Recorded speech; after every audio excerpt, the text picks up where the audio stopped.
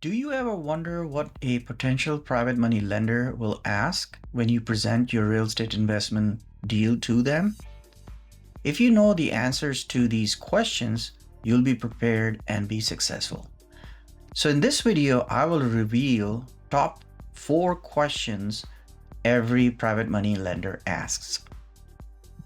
First, if you haven't subscribed yet, hit the subscribe button and bell icon to be notified every time I post a new video about raising private capital.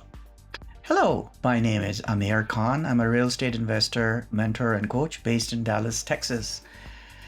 Do you know what the 4 common questions private money lenders ask when you're pitching them a real estate investment deal? This is what we're going to discuss in today's video. So let's dig right in. Here is the first question.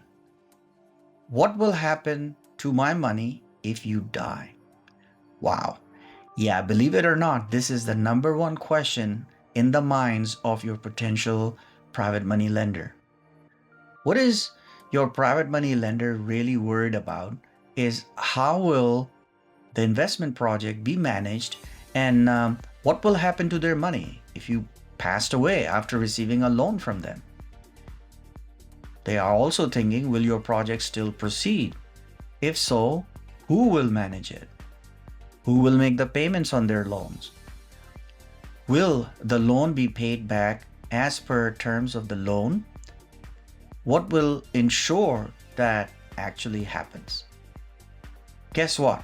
If you're not prepared to answer this question, you'll be stumped.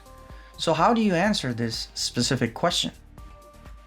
Depending on your real estate investment project, the answer could vary, but here are the key components that should include your response that will satisfy any potential private money lender. Number 1, yes, if I die tomorrow, the project will proceed and this is how and why. Number 2, yes, you will receive the monthly interest payments and principal back per the terms of the agreement. So now let's assume you're doing a fix and flip project with at least one other partner. Also assume you operate your business in an LLC. With above assumptions, number 1, the legal agreement you draw up should be between your LLC and your private money lender. Number 2, generally the heirs or surviving members of the LLC, that is your partner in this case, are responsible for fulfilling the company commitments. Therefore, your answer to this question is, if I die tomorrow, the agreement between you and my LLC will be honored by my surviving partner and our heirs. This means the project will be completed as planned. In addition, the payments that include the interest and principal will be paid back as outlined in our legal agreement. The second question has to do with a very real challenge in any business, trust. But because we are talking about a business transaction, we need to address this question in that same context. And here's the question. What is my protection against you disappearing with my money? What will happen if your project fails? How will you pay me? To address these concerns, you will be providing the private money lender 2 pieces of legal protection. Number 1, a mortgage on the property with a first lien position. Now I know some operators offer second lien or lower positions. They are much weaker and they do not provide the same protection. Number 2, a promissory note that specifies the terms of the loan. These 2 instruments allow the lender to legally take possession of the property via foreclosure. The lender can then sell the property to recoup their investment. The promissory note can also be the basis for suing the non-performing borrower for breach of terms of the loan. Before I go on, I have a small gift for you. It is my top 5 places to raise private money guide. In this free PDF, I give you 5 places where I have had success raising private capital and my step-by-step platform-specific strategies that I use. So find the link in the description below. So as we are discussing that your potential private money lender wants to be satisfied that the funds they lend you are secured. You want to satisfy their concerns. They have specific questions that they commonly ask. I've already discussed 2 questions and here are the other 2. Question 3. What will happen if there is a fire or a natural catastrophe that destroys the property? How is my money protected against that? The answer to this question is rather easy. However, you need to address it very clearly and precisely. To address this specific concern, you should be taking out a property insurance policy. The kind of policy would depend on the project. In either case, your goal is to, number 1, inform your PML that the property is insured from the date of closing and funding.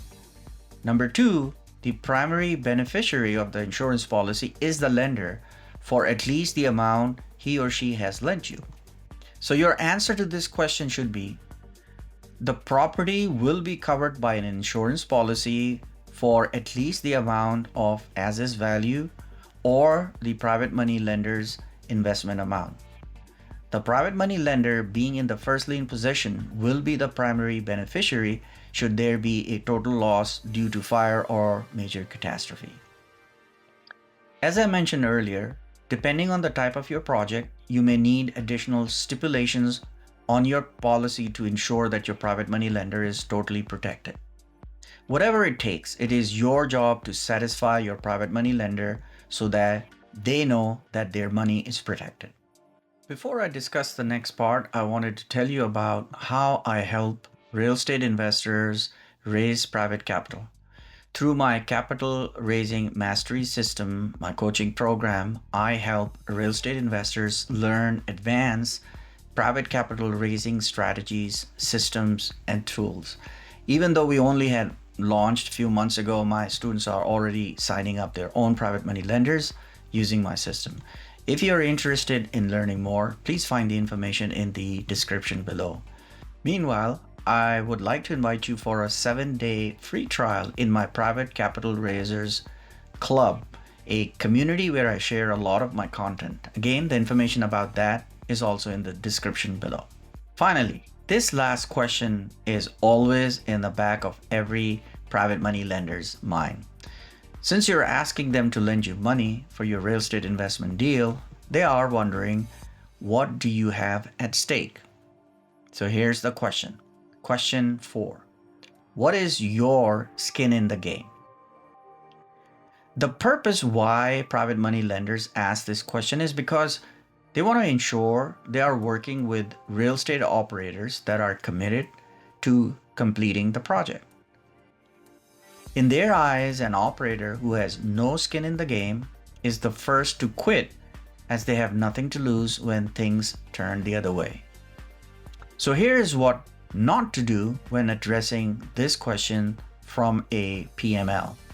For example, if you're doing a fix and flip project and you say, yes, I understand this project is going to cost $100,000 to complete and we are borrowing $100,000. But we will be putting in our sweat equity and managing the entire project. While this may be meaningful and in some instances even a viable option, most PMLs will not go for it. This tells them, since you don't have any financial skin in the game, you could easily abandon the project. So what is a private money lender expecting to hear? Again, for example, if you're doing a fix and flip project, they expect you to say something like this. The total project cost is $100,000. We are borrowing $80,000 and bringing in $20,000 of our own money.